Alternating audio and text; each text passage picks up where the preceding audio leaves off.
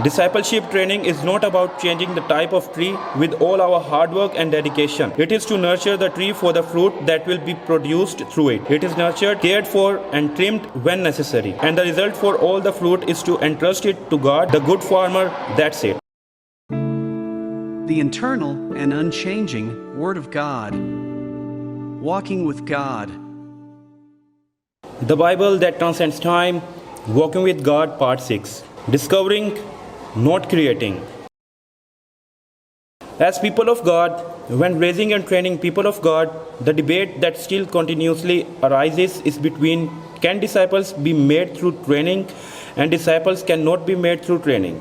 The humanistic educational theory is that we can make them. That is why numerous educational theories and methods have emerged and are still being developed around this theory. There are many stories in the world that reveal the potential and miraculous achievements of remarkable accomplishments with one tremendous dedication to the seemingly impossible students. There are many touching stories based on true stories, both in books and in movies. So, people believed it is possible, and their beliefs added power to create various programs, and so many training methods emerged. However, when we looked at the final product, the results did not come out as expected. It wasn't completely fruitless, but it wasn't proven like a mathematical formula as it should have been. It didn't apply to everyone, in every situation. This is because we got it wrong from the start. The Bible does not say that man can be made. In particular, God's people are never created. If the man of God is only possible through training, the homework left to us will be focused only on the trainer and the development of the training content. However, as those who are in the field, trainers find that even those who receive the same training in the same environment each show extreme opposite reactions because education and training programs alone cannot provide the answer. However, if we say that a man of God is only by born, we will also ignore those who train them and neglect the training content. Therefore, we must have a clear understanding of this part. God's people are born.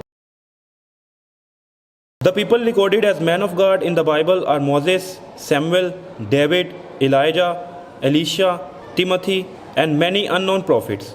In addition, Abraham, Isaac, Jacob, Joseph, as well as Isaiah, Jeremiah, Daniel, Peter, John, Apostle Paul and Barnabas, and many other people of faith were held and used by God. However, none of them have been used as God's people without God's plan and choice. God had already chosen and foreordained His people before creation, consecrated them before they were born and even before they were in their mother's womb, and demonstrated God's love by dying for Christ while they were sinners without any good merit. Those whom God predestined, He also called, and those whom He called, He also justified, and those whom He justified, He also glorified. As such, no one can stand as a man of God without God's will and plan. Also, God's choice and distinction are not limited to just salvation. After receiving salvation by God's complete grace, we are talking about the rest of our lives in this world until God calls us to life in this world again. Before Moses was called by God, Moses was already prepared for the work God wanted to accomplish through him in the future. And after he was called, there was a time for refinement to be more mature as a person who was called. God's plan, which Moses never had at all, was not prepared as a man of God while Moses spent 40 years in the wilderness. It is because Moses was called to be a man of God that Moses was able to endure training and trials for another 40 years. After receiving God's calling, that was different from the last 40 years leading the people of Israel who had been constantly rebelling. David was also anointed by God through Samuel and was already a warrior capable of defeating lions and bears before he defeated Goliath, the representative general of the Philistines. And although he suffered for a long time because of Saul, the king chosen by Israel, that time of suffering was a process to get closer to God. It was not that he was prepared and used as a man of God after being anointed. Because God called David a man of God, it was possible when he had nowhere else to flee from Saul, fled to Philistine, the country of Goliath, whom he had killed, feared them, and acted madly and drooled on his beard. Elijah and Elisha undertook many tasks as men of God without a record of what kind of trials and preparations they had to go through before they appeared in the Bible as men of God. It is not that they became God's people by training after the calling, but that they were completely dependent on God's calling. Those whom God has called and chosen will overcome all trials and stand in that place. If we are born in the will of God, we can never deny that calling. Apostle Paul did not become a man of God through education and training after he met Jesus Christ on the road to Damascus. After Paul confessed, "God who set me apart from birth and called me by his grace." And when he met Jesus Christ on the road to Damascus, Jesus Christ said to Ananias, "This man is my chosen instrument to carry my name before the Gentiles and their kings and before the people of Israel." And already before Paul left for Gentile missions, the region where he was born was located in Asia Minor, where he grew up naturally encountering many Gentiles from an early age. And he was also a Roman citizen from birth, which was usefully used in the early Gentile missions. Like Paul confessed, "We do not want you to be uninformed, brothers, about the hardships we suffered in the province of Asia. We were under great pressure, far beyond our ability to endure, so that we despaired even of life. Indeed, in our hearts we felt the sentence of death. But this happened that we might not rely on ourselves, but on God who raises the dead." He was able to rely on only God in the midst of extreme suffering because God called him as a man of God. Man of God must be trained.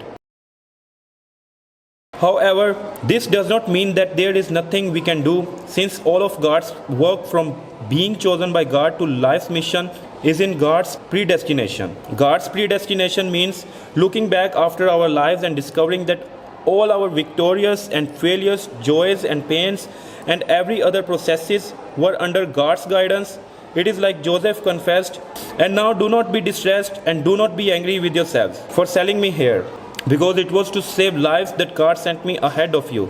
God sent me ahead of you to preserve for you a remnant on earth and to save your lives by a great deliverance. So then, it was not you who sent me here, but God." Predestination is not forecasting the future for myself, but is to give thanks in faith for the time that has passed for the sake of God's kingdom and God's people, and to also look forward to the time to come in faith. Therefore, God's people refer to those who are chosen by God and trained for the calling and mission. Through God's providence, plan, and the grace that God pours out, God's people are chosen and set apart. We just do not know who was born as a man of God, what role he will play, when and how. And those who are chosen by God's grace will surely go through the process of training and become God's people. After passing through the fire like test, refinement, and process to becoming pure gold, we will finally be used as a man of God according to God's plan. Those who are called as a man of God have God's training. We can look forward to it. Like Paul's confession, even the hope to live can be cut off.